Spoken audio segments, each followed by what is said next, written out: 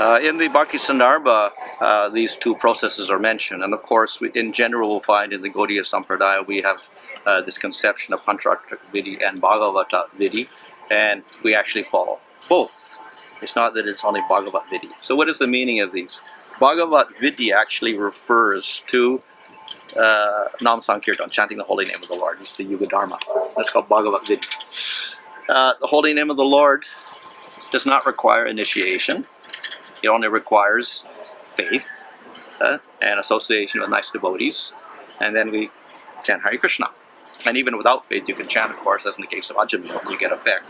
But as for devotees, they will have faith and they will chant. This process is called the Bhagavata Vidhi. So one can advance simply by chanting, and that is the example of Haridas Thakur. He simply chanted and chanted and chanted and chanted, and he was perfect. So he's called Namacharya. Now the other process is Pancharatrika process, which means the Archana process. We usually equate. Of course, Pancharatrika includes not only Archana, it has conduct, etc. But generally we equate the two things. Pancharatrika means Archana. So this topic comes up in the Bhakti Sandarbha because there's a little contradiction here. Namsankirtan is the most powerful process. It's also the Yuga Dharma, and it's taught by Lord Chaitanya as nothing else, nothing else, nothing else, only chanting the holy name. And then we go and worship the deity and do other things. So why we worship the deity at all if chanting the holy name is the ultimate process? So Jiva Goswami explains, yes, that is so. Chanting the holy name is independent, even of Diksha. Whereas worshipping the deity depends on Diksha. You have to have your Krishna mantra or your Gaur mantra in order to worship the deity. Without that, you can't do it. It's not considered Pancharatric worship.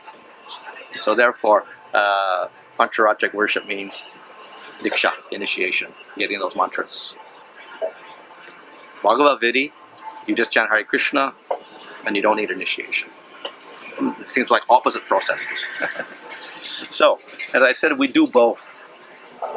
So though the Bhagavat Vidhi is independent, that is, chanting the holy name is independent, and you can get perfection by that process, Jiva Goswami explains that in most cases, people are disturbed. Their minds and their hearts are very disturbed by material energy. So they require engagement of their senses. So usually, along with the Bhagavat Vidhi, we engage in deity worship. This is engagement for our senses. And do the deity worship, then we require Diksha.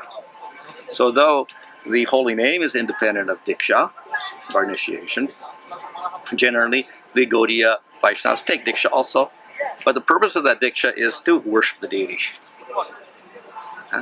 Jiva Goswami also says, therefore, generally the Pancharatric process, Archana, and Diksha itself are for rich grihastas, because they can afford to build temples and hire servants to do all the menial services around that, and then worship the deity very nicely.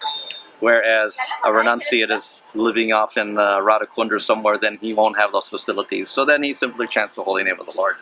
He relies solely on Bhagavat Vidhi. So the renunciates rely on Bhagavat Vidhi only, and the grihastas, they can do deity worship to accompany their sadhana of chanting the holy name.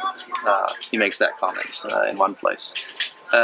So he does indicate once it's not really necessary for renunciates and others, but at the same time, most people in the material world do have disturbed minds, so therefore it is advised that they engage in deity worship.